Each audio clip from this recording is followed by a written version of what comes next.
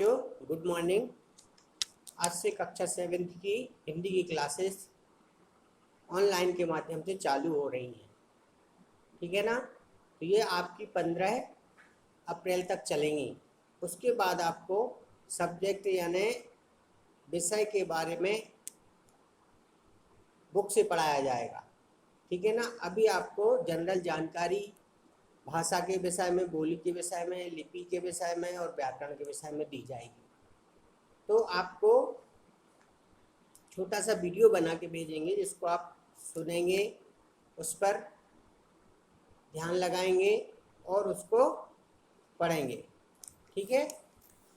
तो मैं चालू करता हूँ। ये 7th क्लास के लिए है, क्योंकि 15 के बाद हो सकता है स्कूल खुलें या ना खुलें, पर आपको बुक से पढ़ाया जाएगा। तो सबसे पहले तो अपना रिजल्ट ले लें आप लोग, ठीक है ना। जो बच्चे पास हो गए हैं और जिन्होंने मेहनत की है, अब आगे और मेहनत करना है, तो अपना रिजल्ट ले लें और उसके बाद बुक्स खरीद लें, क्योंकि 15 के बाद बुक्स से आपकी पढ़ाई होगी, ठीक है। मैं थोड़ा सा आपको समझाता हूँ वीडियो के माध्यम से, आप उसको समझिए। देखिए, भाषा भाषा जो लैंग्वेज कहलाती है, समझ में आया ना। और डायलेक्ट बोली, स्क्रिप्ट लिपि एंड ग्रामर व्याकरण, ठीक है ना। तो लैंग्वेज जो हम बोलते हैं आम भाषा कहलाती है हिंदी, समझ में आया ना। अपनी मातृभाषा क्या है? हिंदी। तो देखिए, मनुष्य एक सामाजिक प्राणी है। मनुष्य ही ऐसा व्यक्ति है जिसका समाज है। समाज कई प्रकार की होती हैं, अलग अलग समाज के व्यक्ति होते हैं। एक विचारशील एवं सामाजिक प्राणी होने के नाते वह अपने भावों एवं विचारों का आदान प्रदान अन्य लोगों से करता है। क्यों? उसका चलता नहीं, एक दूसरे के बिना किसी का चलता नहीं, इसलिए वह अपने विचार, अपने भाव एक दूसरे से शेयर करता है। इस आदान प्रदान के लिए वह अनेक साधन अपनाता है, ठीक है ना। जैसे देखिए, बोलकर समझाना है, सुनकर समझाना, फिर है लिखकर समझाना तथा समझना। दूसरे की बात कोई व्यक्ति जैसे बोल नहीं पाता है तो वो लिखने के माध्यम से आपको समझा सकता है, और उसको वो हमको लिख के देगा तो हम उसको पढ़ सकते हैं, ठीक है ना।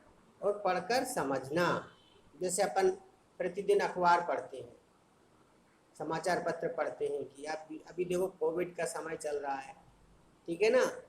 वरना अपने स्कूल खुल जाते, 1 साल हो गया तो सब बच्चे भी पस्त पड़ गए उसमें, क्योंकि सब भूल गए, पढ़ाई को भूल गए हैं 1 साल में।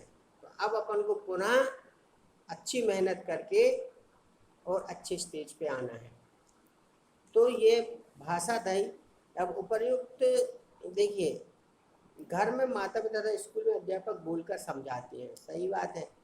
घर में जो मम्मी पापा हैं, आपके बड़े हैं, बुजुर्ग हैं, वो आपको बोलकर समझाते हैं। कोई चीज़ समझ में नहीं आती तो वो आपको बताते हैं, उसको आप समझाते हैं, और बच्चे सुनकर समझते हैं। आप बच्चे हो तो आप सुनकर उसको समझ जाते हो।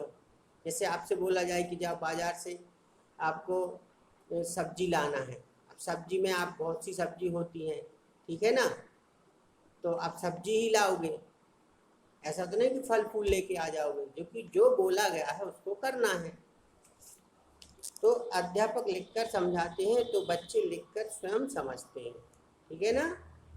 जैसे मैं ब्लैक बोर्ड पे लिखता हूँ, उसको आप लोग उतारते हो, और जो समझ में नहीं आता वो हम लोगों से पूछ लेते हो, हम लोगों को उसको क्लैरिफाई कर देते हैं।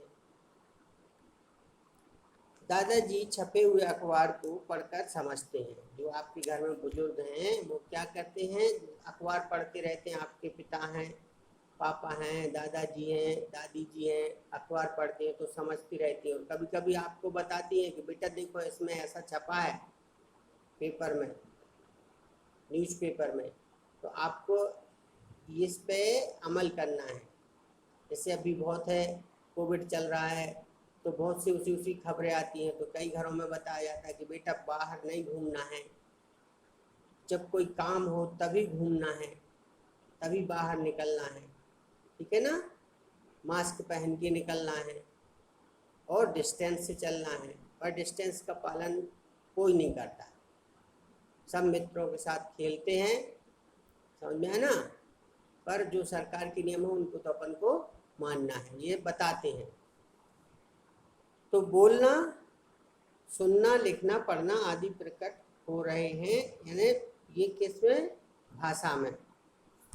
इन सभी का माध्यम केवल भाषा ही है, ठीक है। भाषा के दो रूप होते हैं, एक मौखिक, दूसरा लिखित। तो अब देखो, प्राचीन भारतीय भाषाएं और हिंदी।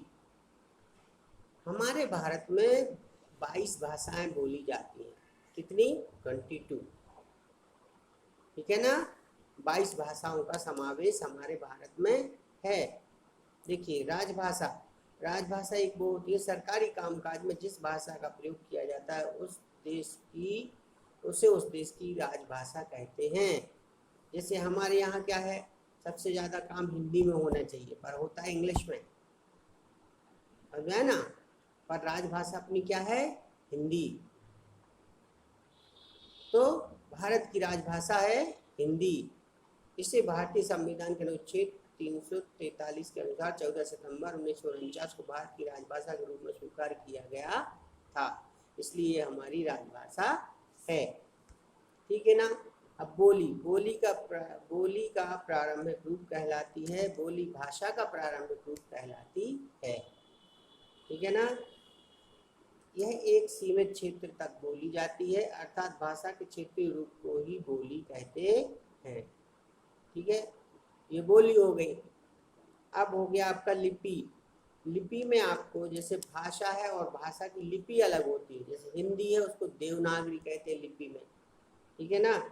संस्कृत को भी देवनागरी कहते हैं, मराठी को देवनागरी कहते हैं, कोंकणी को देवनागरी कहते हैं, नेपाली को देवनागरी कहते हैं, गुजराती को देवनागरी कहते हैं, उर्दू को फारसी कहते हैं लिपि में, उड़िया को ओड़िया कहते हैं, बंगाली को बांग्ला कहते हैं, पंजाबी को गुरुमुखी कहते हैं, अंग्रेजी को रोमन कहते हैं। क्या कहते हैं? रोमन लिपि, उसकी लिपि है जो रोमन है।